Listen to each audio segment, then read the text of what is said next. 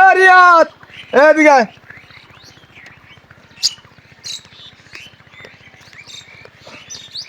কি হল ভাই? মুই যে শুনলু তুই পড়ালেখা বলে ঠিক মতন করিস না, খালি ঘুরি বেড়াই সব সময়। তা এখন তুই পড়াশোনা ভালো মতন করবো, প্রত্যেক দিন 50 টাকা করে পাবো। ঠিক আছে, প্রত্যেক দিন ধরুন 50 টাকা করে দেওয়া হয়, ওই পড়িম। ঠিক আছে। এ ভাই, এদিকে এসো, এদিকে এসো। কি ভাই? 15 দিন থেকে খোঁজ খবর নাই কেন? বা আর ওই যে খালি 2-1 দিন খালি পরিবের কথা খায় 50 টাকা করে খালি 2-3 দিন দেন, আর তোমার খোঁজ খবর নাই।